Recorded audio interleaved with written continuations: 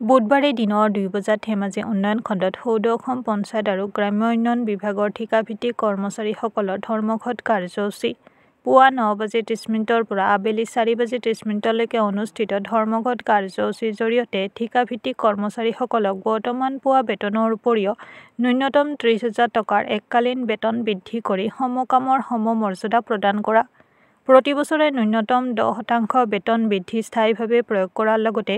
দীৰ্ঘদিনীয়া আগবঢ়োৱা সেৱাৰ স্বীকৃতি হিচাপে 60 বছৰ বয়সলৈ চাকৰি সুৰক্ষা নিশ্চিতকৰণ কৰিবলৈ দাবী জনোৱাৰ উপৰিও HR পলিচি নীতি প্ৰণয়ন আৰু প্ৰয়োগৰ জৰিয়তে কৰ্মচাৰীসকলৰ অধিকাৰ সুনিশ্চিত কৰিবলৈ দাবী জনায়।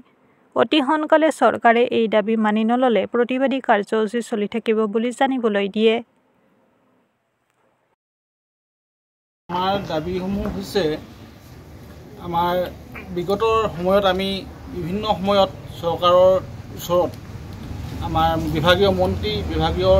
কৰ্তৃপক্ষৰ ওচৰত আমি দাবী জনাই আহিছিলোঁ যে আমাৰ যিটো চাকৰি নিশ্চিতকৰণ 60 বছৰলৈ আমাৰ চাকৰি কাল বৃদ্ধি কৰা, আমাৰ প্ৰতি বছৰে বাৰ্ষিক 10% যিটো আমাৰ অনাৰিয়াম সেই অনাৰিয়ামৰ বৃদ্ধি হোৱা ইনক্ৰিমেণ্ট, লগতে বাকী যিসমূহ আমাৰ অসম চৰকাৰৰ বিভাগ আছে সেই বিভাগৰ কৰ্মচাৰীসকলৰ যিটো সুবিধা যিসমূহ সুবিধা সেই সুবিধাসমূহৰ লগতে আমাৰ যিটো সমকামৰ বাবে সমদৰমহা এই অধিকাৰবিলাক আমি সুনিশ্চিত কৰাৰ উদ্দেশ্যে আমি চৰকাৰৰ ওচৰত দাবী জনাই এই শান্তিপূৰ্ণভাৱে আমি আজিৰ তাৰিখত গোটেই অসমতে প্ৰতিটো ব্লক খণ্ড উন্নয়ন বিষয়া কাৰ্যালয়ত আমি এই কাৰ্যসূচীবিলাক ৰূপায়ণ কৰা হৈছে আৰু 11 তাৰিখৰ পৰা 13 তাৰিখলৈ আমি এই কাৰ্যসূচী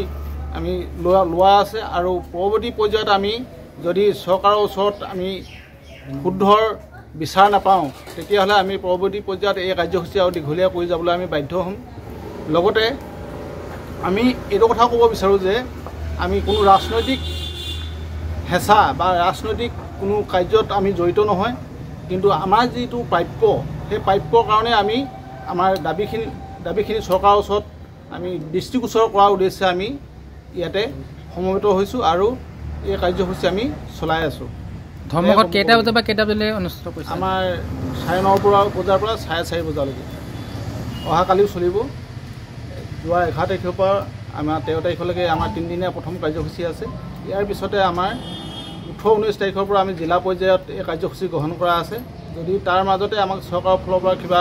শুদ্ধ বিচাৰ দিয়ে তেতিয়াহ'লে আমি এই কাৰ্যসূচী পুনৰ বিবেচনা কৰিম।